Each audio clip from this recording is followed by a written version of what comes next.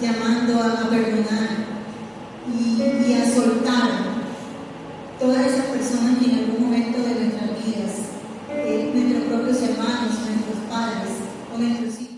Esta mañana voy a compartir con ustedes un mensaje que Dios me dio este nombre. De verdad, a veces la gente piensa, bueno, ¿de dónde sacará los predicadores estos nombres? Pero Dios me dio este nombre y es la historia de 3 hermanos. Un saludo para los hermanos que nos están viendo y amigos desde las plataformas virtuales.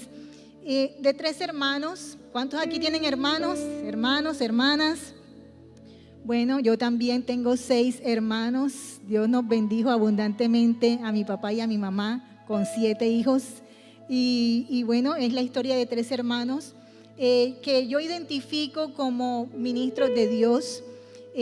La hija mayor o la hermana mayor era profetisa y el segundo era sacerdote y el tercer hijo era un líder de Dios que podríamos llamar el libertador de la nación de Israel, y se trata de María o Miriam, que también aparece en las escrituras con este nombre, Aarón y Moisés. Y dice la escritura en Éxodo 15, 20 y 21 que María o Miriam tenía un liderazgo. Ella era profetisa. Dice que cuando el pueblo de Israel atravesó el Mar Rojo, al otro lado María, ¿se acuerdan de una danza que ella tuvo? Una danza, dice que tomó pandereta, o sea que llevaban instrumentos, fíjense, llevaban instrumentos de danza, y María tomó la pandereta y se puso al frente, tomó un liderazgo de alabanza ahí, se puso al frente y todas las mujeres le siguieron. Cuando tú te das cuenta que alguien te sigue, ahí hay un liderazgo. Y danzando y tocando estas panderetas, María entonó un cántico y dice: canten al Señor porque ha triunfado gloriosamente. Arrojó al mar al caballo y al jinete. Entonces estamos viendo una mujer que tenía un liderazgo, una mujer que entendía y percibía la presencia y el poder de Dios y podía tomar esos instrumentos de danza para alabar al Padre. Pero en este episodio que vamos a ver hoy, vamos a compartir sobre una situación muy particular en la familia de María, Aarón y Moisés. Números 12, del 1 al 16, dice así: mientras estaban en Hazerot, Miriam y Aarón criticaron a Moisés porque se había casado con una cusita. Dijeron: ¿ha hablado el Señor solamente por medio de Moisés? ¿Acaso no ha hablado también a través de nosotros? Y el Señor los oyó. Diga, el Señor los oyó. Ahora bien, Moisés era muy humilde, más que cualquier otra persona en la tierra. Así que el Señor llamó de inmediato a Moisés, a Aarón y a Miriam y les dijo: vayan los 3 al tabernáculo. Ay, Padre, imagínense. Dios los llamó, como decimos los costeños, a Puyengue, ¿verdad? Y los 3 fueron allí. Entonces el Señor descendió en la columna de nube y se detuvo en la entrada del tabernáculo. A Aarón y Miriam llamó él. Ellos dieron un paso al frente y el Señor les habló. ¿Cuánto les gusta que Dios les hable? Bueno, pero en situaciones como estas a lo mejor no nos gusta mucho, ¿verdad? Vengan al frente, tengo algo para decirles. Bueno, pero aún cuando Dios nos exhorta es por su amor, amén. ¿Cuántos entienden eso? Cuando Dios nos exhorta es para decirnos algo que necesitamos oír. No dijeron amén casi, pero bueno. Si hubiera profetas entre ustedes, yo, el Señor, me revelaría en visiones, les hablaría en sueños, pero no con mi siervo Moisés. De toda mi casa, Él es en quien confío. Yo le hablo a Él cara a cara, con claridad y no en acertijos. Él ve al Señor como Él es. Entonces, ¿por qué no tuvieron temor de criticar a mi siervo Moisés? El Señor estaba muy enojado con ellos y se fue. Cuando la nube dejó de estar encima del tabernáculo, allí estaba Miriam, con su piel tan blanca como la nieve, leprosa. Cuando Aarón vio lo que había pasado con ella, clamó a Moisés: «Oh, mi Señor, por favor, no nos castigues por este pecado que tan neciamente cometimos. No dejes que ella sea como un bebé que nace muerto y que ya está en descomposición». Entonces Moisés clamó al Señor: «Oh Dios, te suplico que la sanes». Pero el Señor le dijo a Moisés: «Si el padre de Miriam tan solo la escupiera en la cara, ¿no duraría su contaminación 7 días? Por lo tanto, manténla fuera del campamento durante 7 días y después podrá ser aceptada de nuevo». Así que Miriam permaneció fuera del campamento durante 7 días y el pueblo esperó hasta que la trajeron para continuar su viaje.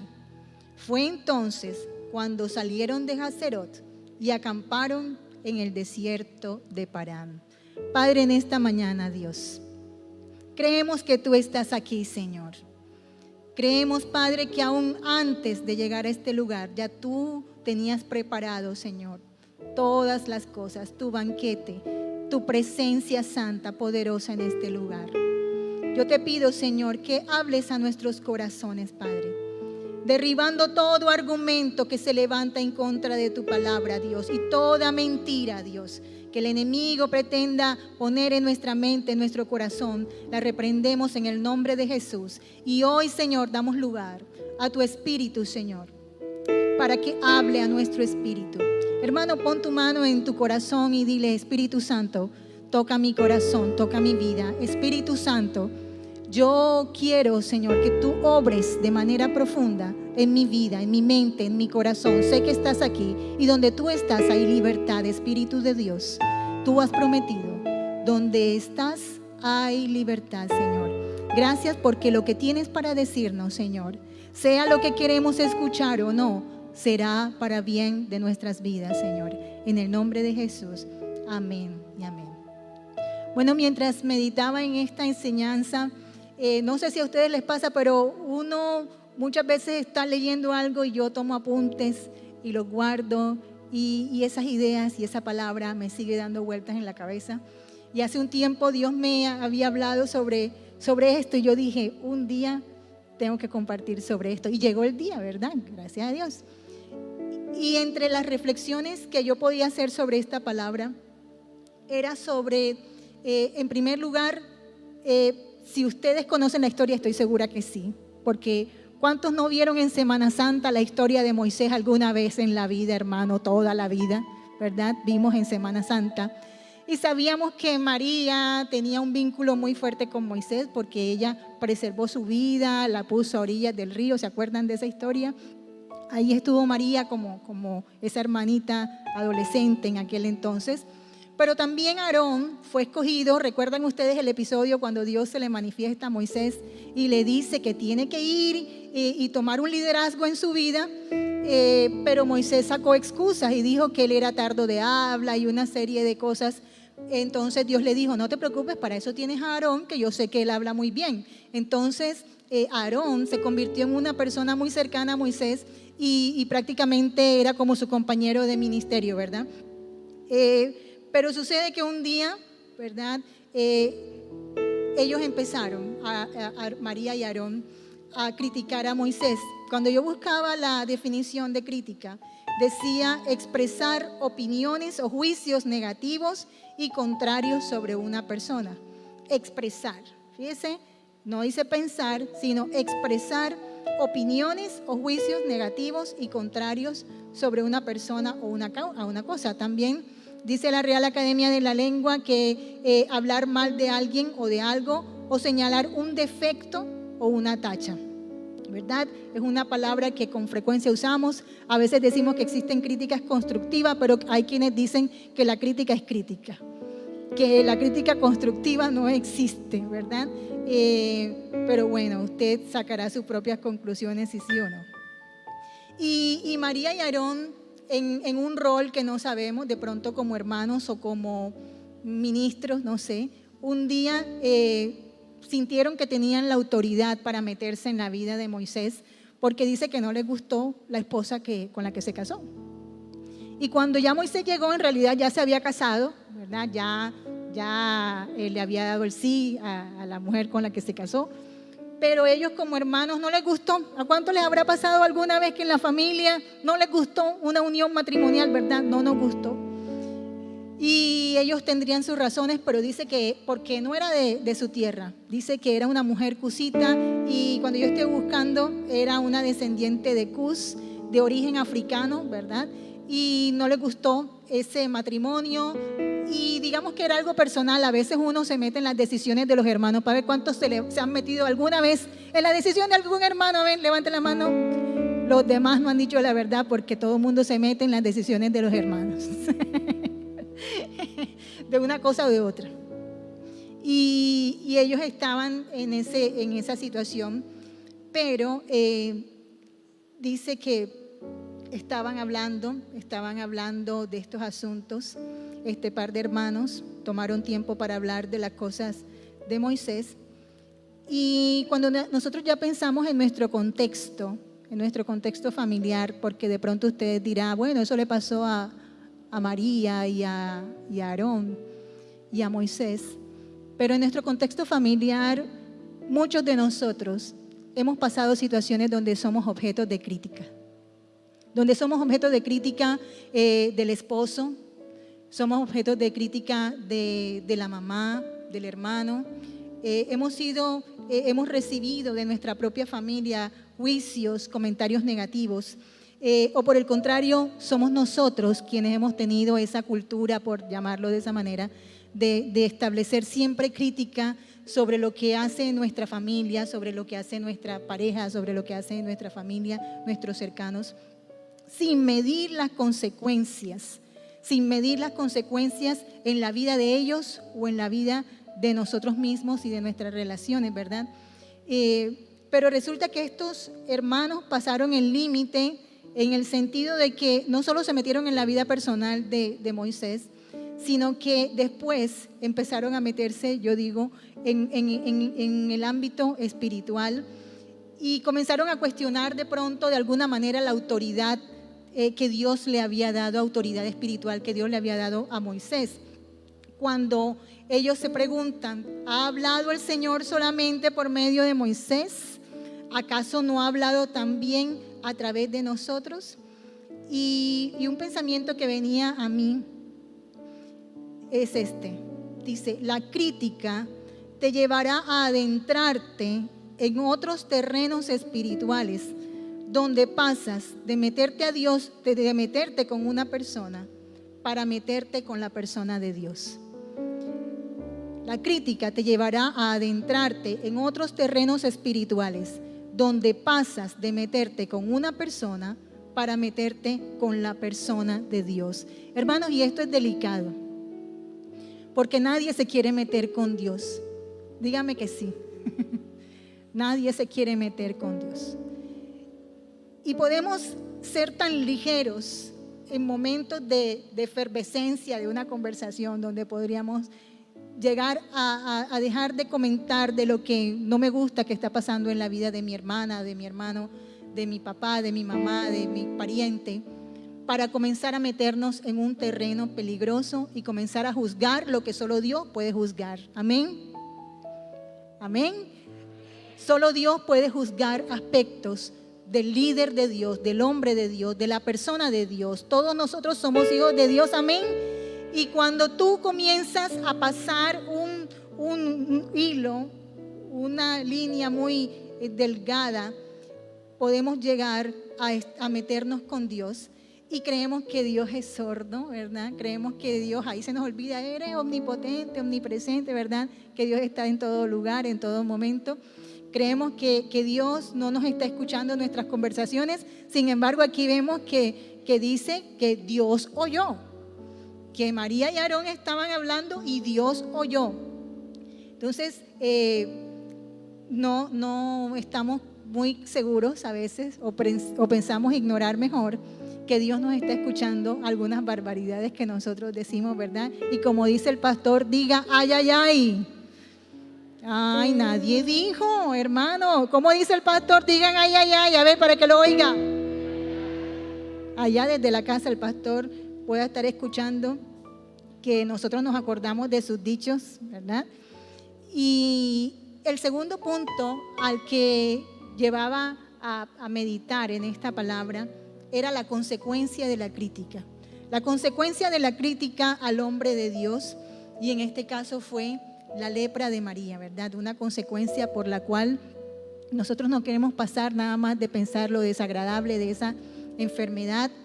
Pero dice, según el texto que leímos, que María había recibido un juicio de lepra, ¿verdad? Cuando la presencia de Dios, dice, se apartó del tabernáculo, cuando salió de esa cobertura vino sobre ella la lepra. Y todo lo que dice en el libro de Levítico 13, si usted quiere puede leerlo después desde su casa, todo el seguimiento que se le hacía a los enfermos de lepra. Incluso dice la escritura que en muchos momentos el enfermo tenía que gritar, inmundo, inmundo, cuando él mismo iba pasando, para que la gente supiera que él estaba cerca y que de verdad nadie se quería enfermar y nadie se quería acercar a un enfermo de lepra.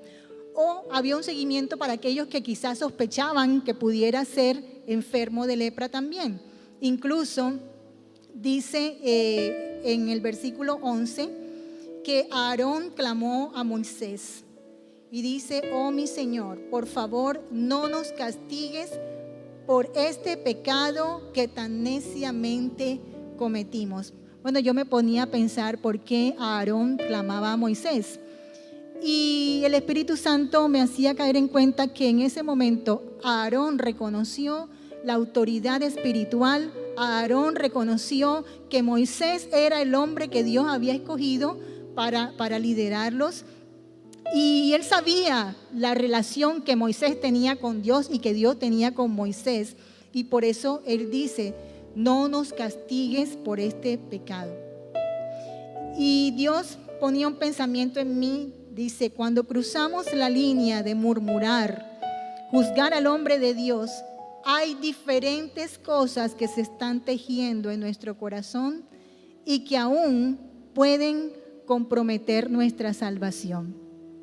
Sí, hermanos, porque la crítica, el hablar mal, el juzgar a los demás, el siempre estar reclamándole los puntos negativos, lo que siempre estamos tachando del otro o que otro está tachando siempre de nosotros, está mostrando, hermanos, varios pecados en nuestro corazón. Y algunos, solamente 3 que yo pude analizar así rápidamente. El orgullo es uno de ellos, porque cuando tú estás criticando a alguien, tú te estás colocando en una posición en la que tú piensas, o yo pienso que soy mejor que esa persona a quien yo estoy señalando, ¿verdad? Entonces el orgullo igual es un pecado, ¿verdad? Estoy en una posición donde veo el error constante del otro, pero yo, ¿verdad?, soy intocable la mayoría de las veces. La crítica también está relacionada con la envidia, ¿verdad? Cuando criticas, de pronto ves a la hermana que llega con unos zapatos bien bonitos y dices, uy, qué zapatos bonitos, pero no le quedan bien, ¿verdad? La envidia, ¿verdad?, nos hace decir cosas. Mira ese color de tinte que se echó la hermana Andrea Ávila. Uy, no, a mí me quedaría mejor, a ella no le luce, ¿verdad? La raíz de esa crítica, de ese comentario es la envidia que yo tengo. La crítica también me fastidia que te vaya bien, me fastidia que te vaya bien, me fastidia que te estén pasando cosas buenas y entonces comienzo a criticar. Uy, ese empleo que se consiguió el hermano Pepito, ¿quién sabe cómo lo consiguió? Eso fue un varillazo, eso fue una rosca que tiene allá, nos molesta y por eso criticamos, hablamos mal de la persona. Y también hay calumnia, hermanos. La crítica está asociada también a la calumnia. Muchas veces decimos más cosas de la cuenta, ¿verdad? Hasta decimos mentiras y no nos damos cuenta. ¡Oh! Ay, dije una mentirilla, pero bueno, nadie va a enterarse de esto, ¿verdad? Y resulta que la cosa ya va lejos. Entonces, son algunos de los pecados que están asociados a la crítica. Entonces, como dijo Aarón, neciamente nosotros incurrimos en estos pecados que tienen consecuencias, como le pasó a María, como le pasó a Miriam, que sufrió lepra como resultado de todo lo que se estaba tejiendo en el corazón de María, ¿verdad? Entonces, sería bueno que le preguntáramos al Espíritu Santo: Señor, ¿se estará tejiendo algo en nuestro corazón que no sea tuyo, verdad? El tercer punto, el tiempo fuera, que es el título de esta enseñanza. Y cuando yo pensaba en esta palabra, en realidad no estaba tan clara. Yo decía, el tiempo fuera es un término que existe en el deporte. Eso fue lo primero que me vino en la mente, ¿verdad? Y ciertamente hay algunos deportes donde existe el tiempo fuera, pero quiero asociarlo a algo que es como mucho más de nuestro contexto, y es la educación. Dice los escritos que el tiempo fuera es una estrategia que se utiliza para hacer que los niños reflexionen sobre su comportamiento cuando éste ha sido inadecuado. A ver, ¿cuántos conocen la silla de pensar? A ver, aquí nada más hay unos cuantos que conocen la silla de pensar, pero la silla de pensar es una de aquellas estrategias que se usa para tiempo fuera, donde dice, durante ese tiempo el niño debería ser capaz de calmarse y tranquilizarse. O sea que a veces, esta es una buena estrategia, padres de familia que pueden usar a partir de hoy el tiempo fuera en la vida de sus hijos, la silla. Pero dice la Escritura en Levítico 13:46, permanecerán ceremonialmente impuros todo el tiempo que les dure esa enfermedad grave y deberán vivir aislados en un lugar fuera del campamento. Eso era más o menos lo que estaba pasando con María. Dios había dicho, tiene que estar fuera del campamento 7 días. Tiempo fuera. Digan tiempo fuera, a ver. Tiempo fuera. Y yo no sé si usted ha experimentado en estos tiempos de pandemia tiempo fuera. A ver, ¿cuánto les ha pasado tiempo fuera obligatorio? Y no estamos hablando de los meses que tuvimos que estar en la casa obligatoriamente, sino de cuando usted en algún momento le dijo su jefe, tienes que irte a casa, tienes que estar fuera. Tienes que estar fuera del lugar de trabajo, tienes que estar confinado por 5 días, tienes que estar confinado hasta que te lleguen los resultados, tienes que estar confinado hasta que pase esto. No me conteste, pero yo sé que a más de uno nos pasó eso. Y el tiempo fuera no es algo que a nosotros nos agrade, ¿verdad? Yo no sé, me imagino, yo prefiero pensar que no, que ninguno se alegró cuando el jefe le dijo que se fuera a trabajar desde la casa. Yo prefiero pensar que no. Yo no me alegré cuando me dijeron que me tenía que ir para la casa hasta que me dieran los resultados. Pero el tiempo fuera, lo que significa estar aislado, nos trae muchos sentimientos diferentes. La primera vez que nos tocó aislarnos, creo que fueron como por 10 o 12 días, tuve rabia conmigo misma. La verdad, me dio rabia conmigo, ¿verdad? Y después, la segunda vez, que fue un tiempo más corto, pero era preocupante porque igual no nos sentíamos bien de salud, tampoco me sentí bien por estar fuera. Y necesariamente María necesitaba estar fuera, aunque dice que eran 7 días. 7 días en los cuales ella se estaba purificando, el tiempo que era necesario para pensar en lo que había sucedido. Yo digo que 7 días eran suficientes, pero me imagino que el primer día ella estaba como enojada. ¿Enojada con quién? Algunos más maduros dicen con ella misma, pero yo, mal pensada, digo que estaba enojada con Moisés. Por culpa de Moisés estoy aquí. Claro, si él no se hubiera casado con esa mujer, yo no hubiera tenido que meterme en esto, ¿verdad? Yo me imagino que esos primeros días ella estaba brava, estaba molesta con Moisés. estaba aún quejándose, hasta que, ¿sabe qué? Perdió la energía, porque cuando uno se pone a pelear solo, llega un momento en que uno, ¿qué le pasa? Se cansó, perdió la energía, como el niño cuando está castigado en la silla de pensar. Tú lo dejas ahí, al principio patalea, pero ya después ya hasta puedes encontrarlo dormido quizá, porque ya no tenía para dónde mirar quizá. Y fue perdiendo la energía hasta quebrantarse. Muchas veces nosotros necesitamos eso, ¿verdad? En ese tiempo fuera, cuando ya nos quedamos sin fuerza, definitivamente llegará el momento del quebranto. Llegará el momento en que reconocemos que fue por mi culpa, Padre. Es por mi culpa que estoy aquí. Es porque no tomé la decisión correcta. Es por estar hablando mal del siervo de Dios. Es por estar hablando mal de mi hermano. O por el contrario, si no salimos arrepentidos, salimos, ¿sabe qué? Muchas veces salimos peor. Porque el asunto de estar fuera del campamento, el asunto de estar ahí afuera, depende muchas veces es de nosotros mismos, cómo salimos. Y Dios me dijo algunas cosas muy específicas acerca del valor que nosotros podemos darle a esta experiencia de María. Y le voy a decir estos pensamientos que Dios me habló esta mañana. Dice: el tiempo fuera es un espacio de tiempo y lugar donde muchos de nosotros hemos escogido estar por causa de nuestra condición espiritual o emocional. Es un espacio, hermanos, de tiempo, pero también de lugar. Muchas personas se confinan, se aíslan. Muchas personas dicen: ya no voy a ir a congregarme, no me siento bien, estoy desanimado. Entonces yo mismo decido tomarme ese tiempo fuera. Yo mismo decido salirme, yo mismo decido apartarme de la iglesia, yo mismo decido apartarme de la familia, yo mismo tomo esa decisión porque no me gusta cómo me estoy sintiendo. Pero también Dios me dijo: el tiempo fuera es un espacio de espera, a voluntad tuya, a voluntad de Dios o a voluntad del líder, de tu padre, del pastor. Colócale nombre tú.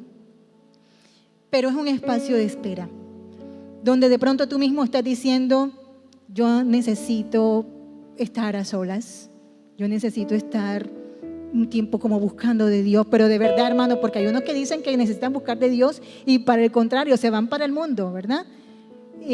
Pero a voluntad de Dios muchas veces, porque Dios dice: o sea, mientras estés en esa situación, no te puedo usar. Mientras estés así tan confundido, tan herido, no puedo hacer contigo lo que yo quiero hacer. O de pronto, como el pastor, el líder, el padre también, ustedes saben que el sacerdote era el que estaba pendiente haciendo el seguimiento al enfermo. ¿Recuerdan eso? Según Levítico, el sacerdote iba y miraba cómo estaba el enfermo y decía: listo, está mejorando, esto no era lepra, puede salir de este confinamiento, puede salir de este aislamiento. Entonces el sacerdote de pronto te va a dar un tiempo de espera. ¿Sabes? Son cosas que a veces a nosotros no nos gustan, pero el tiempo fuera, cuando nuestro pastor, nuestro líder, nuestro padre nos dice: yo creo que debes estar fuera un momento del ministerio mientras buscas a Dios y te llenas. Yo creo que eso es necesario y es saludable para nosotros mismos, ¿verdad? Y justamente el otro pensamiento que Dios me dio sobre el tiempo fuera, dice: es un espacio de sanidad y purificación. Eran 7 días, donde en esos 7 días el enfermo se sanaba, se purificaba y podía estar dentro nuevamente. Y eso nos sucede a nosotros, hermano. Nosotros necesitamos un espacio de sanidad. ¿Cuántos dicen amén? Necesitamos sanidad emocional muchas veces. Por lo que les hablaba, hemos sido objetos de críticas, hemos sido objetos de señalamiento, hemos sido objetos de juicio de nuestros hermanos, de nuestra familia, y necesitamos muchas veces esos tiempos de sanidad y de purificación. Pero también Dios me decía que el tiempo fuera depende del estado del enfermo. Este estado podía extenderse. ¿Recuerdan lo que les hablaba sobre el COVID? En este tiempo, el tiempo fuera podía ser 5 días, 14 días, a veces más, porque la persona se enfermaba de gravedad. Pero tristemente, habían otros que no salían de ese tiempo. Y eso es grave. Cuando se habla de cosas espirituales es grave, porque nosotros podríamos estar dentro de la iglesia, pero podríamos estar lejos de Dios. Y en ese distanciamiento de Dios, nosotros podríamos morir espiritualmente sin darnos cuenta, hermanos, como le pasó a Eutico. ¿Se acuerdan que estaba escuchando el sermón del apóstol Pablo? Pero se puso en la ventana, se distrajo, se durmió y se murió, ¿verdad? Entonces, depende de nosotros. Y dice aquí que nosotros debemos someternos a una sanidad sincera y completa, que es lo que Dios quiere. ¿Cuántos dicen amén? Lo último que te quiero decir sobre el tiempo fuera es que todos los cristianos, diga todos los cristianos vivimos un tiempo fuera, hermanos, en momentos de nuestra vida. O sea, que nosotros pretendamos decir que nuestra vida está 100% siempre, hermanos, eso no es cierto. Nadie dijo amén. Todos los cristianos tenemos nuestro tiempo fuera, pero ¿sabe qué es lo más importante? Lo más importante es que Dios siempre está esperándonos. El Padre siempre está listo para decirnos: vuelve a casa, yo estoy aquí para restaurarte, aleluya. Entonces el Señor está ahí para restaurarnos cuando nosotros hemos tenido que salir, que estar fuera de casa, fuera de la familia. Algo que me habla también de la misericordia de Dios. En el versículo 14, Dios le dijo a Moisés: después podrá ser aceptada de nuevo. Y yo meditaba en esa frase así, ¿cómo así que podía ser aceptada de nuevo? Y sí, nadie quiere estar al lado de un enfermo de gravedad porque se me puede contagiar, ¿verdad? Pero sucede que cuando nosotros nos volvemos a Dios y abandonamos el pecado, somos aceptados nuevamente. Y entonces Dios dice: esta enfermedad no era para muerte, sino para vida, ¿verdad? Y me habla de misericordia porque está diciendo que hay un regreso, que hay una nueva oportunidad, que te equivocaste, que dijiste lo que no debías decir, que hiciste lo que no debías hacer, pero tienes oportunidad de volverte a Dios. ¿Cuántos pueden dar gloria a Dios? Y un aplauso para el Señor, porque Él dice: yo te recibo, ¿verdad? Él quiere de regreso, pero a todos los que están dispuestos a dejarse limpiar. Recuerden que la Escritura dice: sin santidad nadie verá al Señor.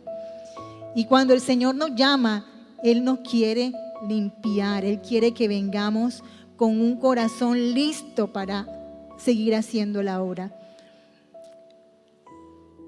Dice el siguiente punto: algo que sucedió fue que mientras María estuvo enferma y estuvo fuera del campamento, el pueblo se detuvo. Y esto me parece interesante porque me ponía a pensar si las actitudes, las acciones de una sola persona pueden hacer que el pueblo se detenga.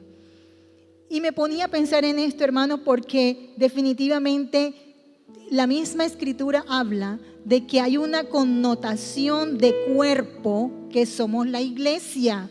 Mire a la persona que tiene a su lado, diga: somos iglesia, somos el cuerpo de Cristo, hermanos. Y si un miembro se enferma, ¿qué sucede? Todo el cuerpo se resiente, se duele, hermanos. Le pasa que a veces es la uña chiquita del pie la que le molesta. Se arrancó una cosita ahí y todo le cambia el caminado. Le cambia el caminado nada más por una pequeña cosita en la pierna, en el pie, en el dedo. Cambia todo. Tiene usted un pequeño dolor de cabeza, pero todo le cambia el resto del día, ¿verdad? Entonces, sí es importante la salud de todos los miembros del cuerpo. Sí es importante, hermanos. Sí es importante la vida espiritual de la persona que tienes al lado, de tu hermana, de tu hijo, de tu esposo. Sí es importante porque, ¿sabes? Hay pecados, hay acciones inmaduras, hay carnalidades que influyen en nuestro avance hacia la bendición de Dios, que hacen que el transitar por el desierto sea más largo y que la meta se visualice más distante. O por el contrario, ¿sabe algo? Ninguno de estos 3 hermanos llegó a ver la tierra prometida, solo Moisés la vio de lejos, pero los 3 estuvieron fuera, ¿verdad? Dios quería otras cosas para ellos y nosotros debemos estar, hermanos, cuidando a nuestros hermanos. Dios nos está llamando a todos a santidad. ¿Cuántos dicen amén? Nos está llamando, dice, a guardar el temor de Dios en nuestros corazones. Y el Espíritu Santo me decía: necesitas enfocarte en una vida espiritual sana. Necesitas enfocarte en una vida espiritual sana. ¿Sabes para quién es esta palabra? Para todos nosotros. Para todos. Porque la vida espiritual sana no es lo que yo pienso que necesita la hermana. Ay, no, la hermana, ay, no, ella no viene ni a los ayunos. No, la hermana, no. No es ella, es que todos necesitamos una vida espiritual sana, hermanos, porque todos sufrimos o todos nos alegramos. Dice, si todos estamos saludables, podemos tener bienestar y cumplir el propósito de Dios cada día. Así que consagra tus labios para Dios, presta atención a todos los miembros, pero no para decir, qué dedo más feo este que yo tengo aquí, ¿eh? Cuando tenga plata me lo opero. No, cuando tú veas el hermano que es parte del cuerpo de Cristo, tú tienes que decirle, te amo, dedo mío, te amo como estás, te amo, eres parte del cuerpo, ¿verdad? Cuando vemos al hermano, ese hermano que de pronto tú piensas que anda chueco, hermano mío, te amo como eres parte del cuerpo de Cristo, ¿verdad? A veces nosotros queremos hacernos ciertos cambios extremos en el cuerpo, pero no podemos hacer esos cambios extremos al cuerpo de Cristo. ¿Cuántos dicen gloria a Dios, hermano? Imagínense. El cuerpo quedaría cercenado para entrar al reino de los cielos. Y ya para terminar, hermano, quiero decirte que uno de los aspectos importantes fue la actitud de Moisés frente a la crítica de sus hermanos. Y dice que lo único que hizo Moisés, que era tan manso, fue interceder por su hermana. Oró a Dios por su hermana. ¿Sabe que de pronto nosotros en algún momento donde nuestras emociones están dolidas, podemos decir, ay, eso se lo merecía? María se merecía esa lepra. Es más, yo le daría 7 días más porque bastante mal que habló de mí, ¿verdad? Pero Moisés tenía tanta misericordia y el carácter manso del hombre de Dios que nos hace falta a nosotros, ¿verdad? Y oró por la sanidad de su hermana. Qué cosa más conmovedora, ¿verdad? Porque nosotros podíamos decirle, para que aprenda, Señor, para que aprenda. ¿Cuántos le han dicho así al Señor algunas veces? Para que aprenda el hermano, mira lo que le pasó, para que aprenda. Pero Moisés tenía tanta mansedumbre y amor de Dios que lo que él hizo fue orar por su hermana. ¿Sabes? Yo creo que Dios nos está llamando, ¿verdad?, a cambiar algunas de nuestras actitudes. Nos está llamando, ¿verdad?, a despojarnos de estos actos pecaminosos de crítica que están mostrando cosas que se están tejiendo en nuestro corazón.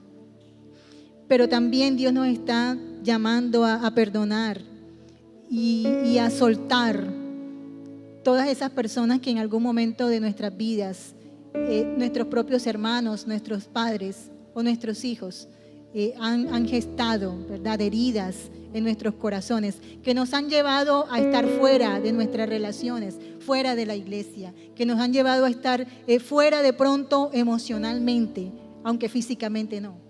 Entonces te animo esta mañana, hermano, que puedas cerrar tus ojos. Donde yo te quiero llevar. Hay